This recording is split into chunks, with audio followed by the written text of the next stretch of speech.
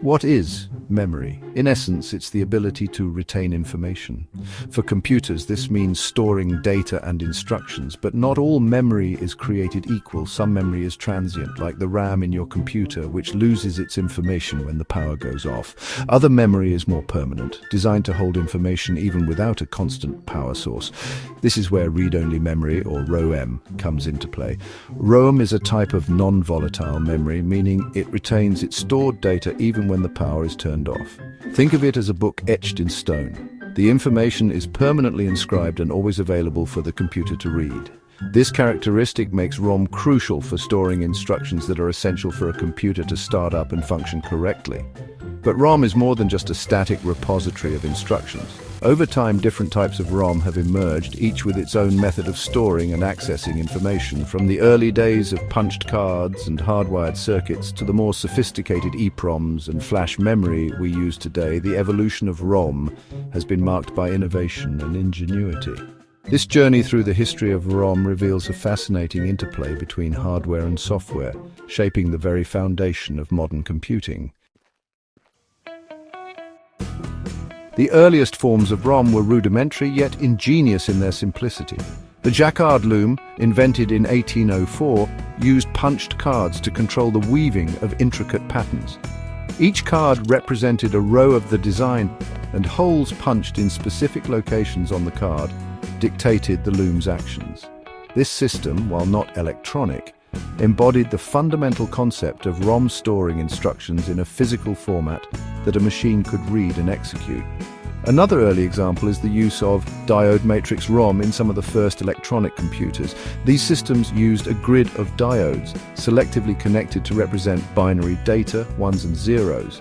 By hardwiring these connections, engineers could create fixed programs that the computer could access.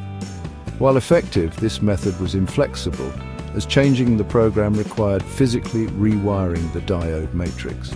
The invention of the transistor in 1947 paved the way for more sophisticated forms of ROM. Transistors, acting as electronic switches, could be used to create smaller, more efficient memory circuits. This led to the development of mask ROM, where data was permanently encoded onto a silicon chip during the manufacturing process. Mask ROM was faster and more compact than earlier technologies, but it lacked the ability to be reprogrammed, making it suitable only for high-volume production runs where changes to the stored data were unlikely. The quest for rewritable ROM led to the development of programmable read-only memory, or PROM, in the 1950s. PROM chips could be programmed once by the user, offering greater flexibility than mask ROM. This advancement allowed engineers to make changes to the stored program after the chip was manufactured, significantly speeding up development cycles. However, PROM chips could only be programmed once. To address this limitation, erasable programmable read-only memory, or EPROM, emerged in the 1970s. EPROM chips could be erased using ultraviolet light and reprogrammed multiple times, a significant advantage during the development and testing phases of new computer systems. The 1980s witnessed the rise of electrically erasable, programmable read-only memory, or EPROM. Unlike EPROMs, which required exposure to UV light for erasure, EPROMs could be erased and reprogrammed electrically. This innovation further simplified the process of updating firmware and paved the way for more dynamic systems.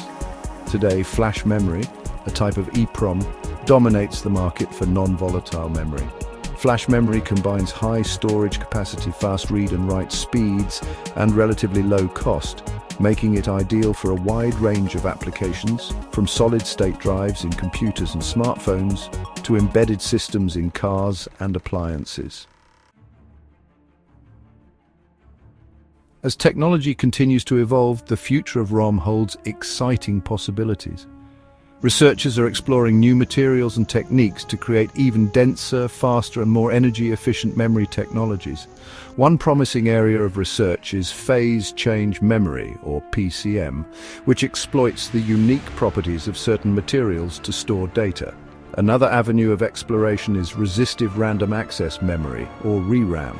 ReRAM uses changes in electrical resistance to store data, potentially offering faster speeds and lower power consumption than current flash memory technologies.